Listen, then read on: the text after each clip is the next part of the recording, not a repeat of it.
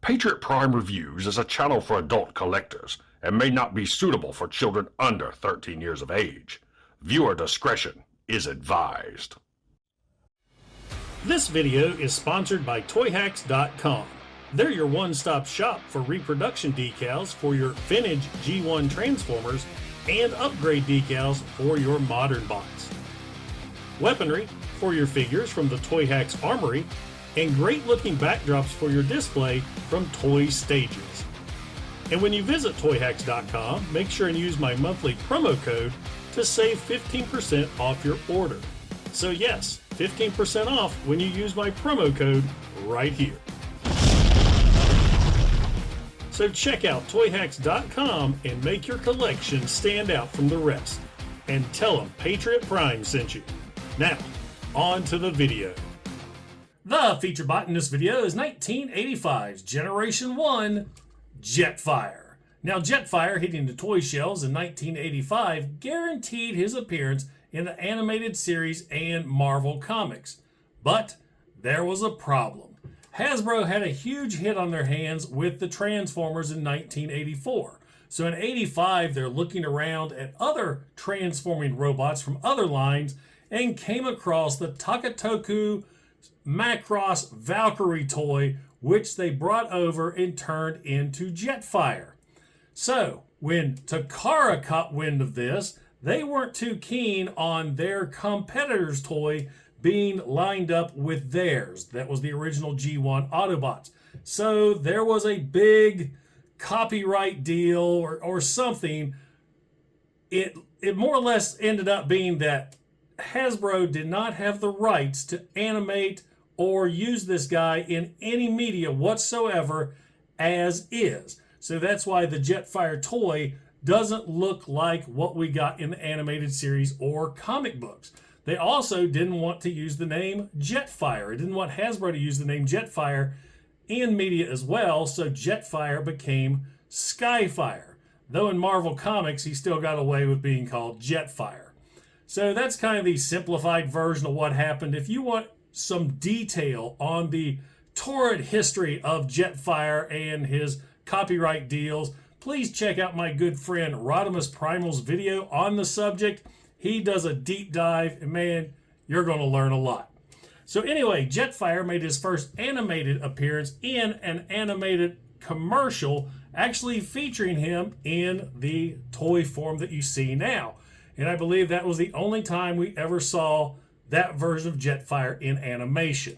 His first appearance in the television show was in the episode Fire in the Sky, where it was discovered that he was actually friends with Starscream. They were both scientists together on Cybertron. Of course, Jetfire, once he realized how the Decepticons were, he transferred over to the Autobots and became their form of transportation until he just up and disappeared. And that reason was part of the copyright deal. They couldn't use Jetfire. They said very limited use, so Jetfire came and went in the animated series. The same with Marvel Comics. He made his first appearance in issue 11, where he was a drone of Shockwave, later brought to life by Optimus Prime using the creation matrix, but then he just became a background character. He wasn't really focused on it all, and he ended up dying in issue number 50 with a blast from the underbase-powered Starscream. So there's a quick recap of the history of Jetfire. Now let's take a look at this awesome G1 Transformer. Don't forget to like, don't forget to subscribe, and welcome to Patriot Prime Reviews.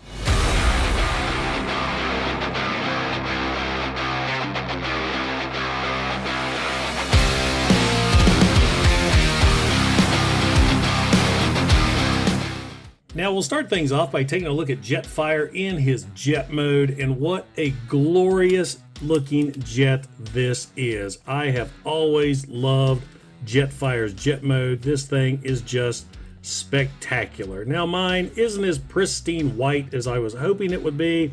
There's still a little yellow here and there, but all in all, this toy is 39 years old and I think it looks fantastic.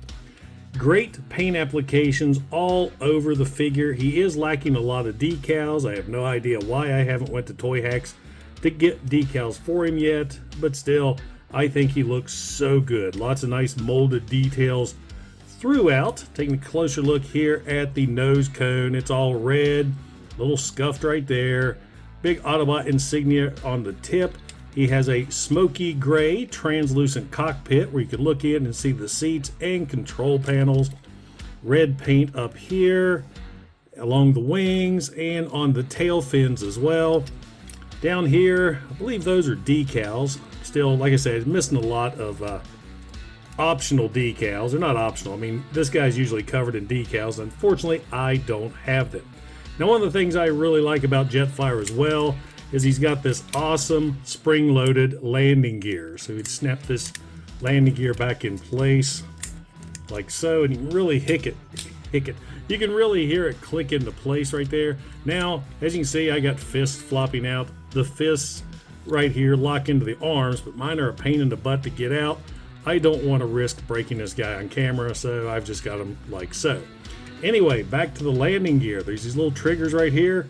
Push this back, the landing gear pops out, and man, it pops out violently. When I was a kid, especially this one right here, every time I'd fire this landing gear out, that would smack me in the finger, and it hurts so bad. So I was always kind of gun shy of Jetfire's landing gear. So there you go, a beautiful, massive looking G1 Autobot. And let's go ahead and get him armored up. That's what he's known for, is his armored jet mode. So to do that, the first thing we're gonna do is fold down the tail fins here. Not sure if there's a specific way, just snap those down. So they're gonna fold back like that. Then you're gonna take the armor pieces. I've got this section right here that's actually gonna clip over this section. See, there's thrusters here on the back, so when you fold this back, he does have extra thrusters. So you just slide this over, click that into place, and then you've got these giant thrusters here that we're going to bring in, and these connect to this piece here. So you got this little slot, slide that one in, so there's one, and there's the other. Maybe this one's a little tight. Took me forever to get this thing apart earlier. There we go.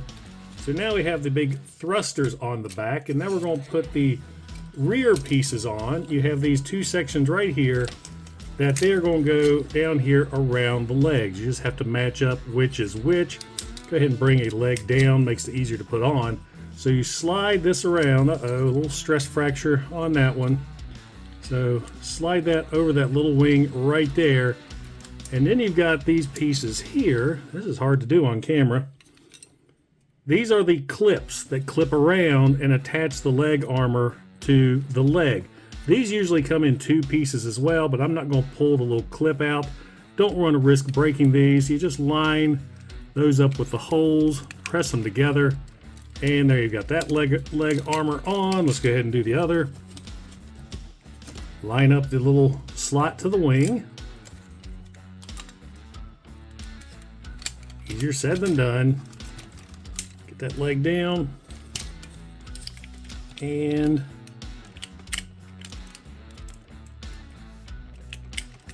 slot that in, and there we go. There we have Jetfire in his armored jet mode. Get him all back together here. Nothing clips into place or really holds in as far as the jet mode. I mean, he could easily, as you saw, the legs can fold down very easy. So there you go. There's Jetfire in his super jet mode. There is other armor pieces right here that attach to the arms underneath, but you can't really see those. And since I need to get to the arms to transform the fists later, I'm going to leave those off. So this is the look that Jetfire is mainly known for, the big super jet. It looks so good, all that red and white. There are great looking decals on the thrusters right there. I mean, this figure absolutely pops. It is an amazing looking alt mode. It's an iconic alt mode. I mean, yeah, it's Robotech, but everybody sees this, they immediately think of Jetfire with that red and white. So now let's go ahead and get Jetfire transformed into his robot mode. Fairly easy transformation. The first thing we're going to do is pop all of the landing gear back in, just like so. And now we're going to bring the legs down. Now, I didn't point out earlier, but you can see the robot head underneath the jet. But to me, that's no big deal because it actually looks like cannons or machine guns. So if you didn't know it was a robot head, you'd be okay with it. So anyway, back to transformation. You're going to flip these legs around. And yeah, I'm forgetting something else. There is a third mode that Jetfire has. If you bring the legs down like so, you can have him standing and bring the arms out to give him this Robotech walking jet mode. I'm not a fan of that. That's not part of the Transformers lore, so I'm going to skip it, but there's a picture there if you want to check it out. So anyway, bringing these legs all the way out and around on this nice, big, thick die-cast bar, and there's a little, you can see it right here, a little black nub that's going to lock in place along the nose cone. Go ahead and bring the legs down and fold the feet out. You just bring out one and both will fold out. And yeah, I am going to have to adjust this camera. Now from here, let's go ahead and turn him around and get to the arms. You're going to unpeg the arms from the back right here. And I got this one that likes to stick.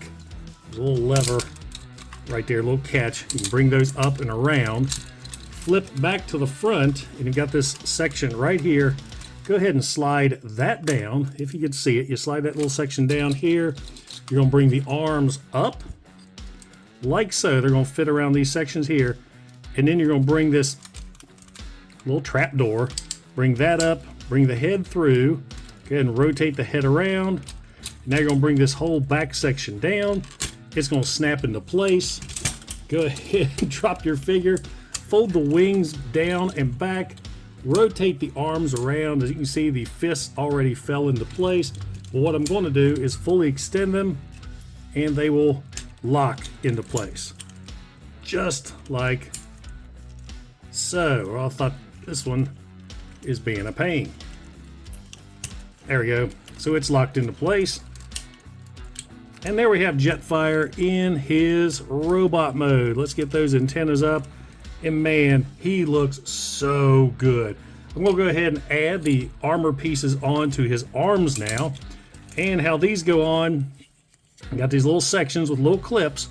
There's one side that's going to clip here and then into the slot where the hands go.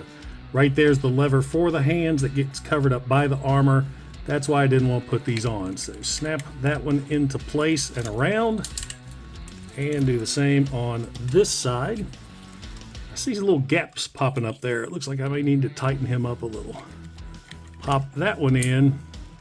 And there we have Jetfire all armored up and he looks glorious.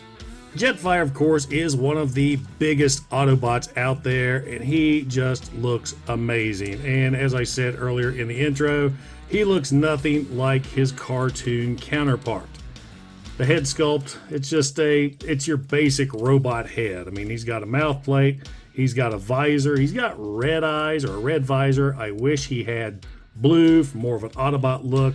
We got the entire front of the jet now is the chest. This section here slid down to make the nose cone a little smaller.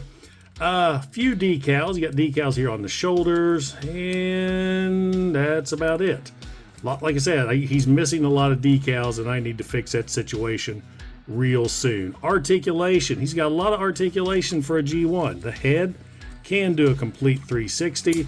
Arms can go out. They can go in. They can rotate all the way around on that nice clicky ratchet.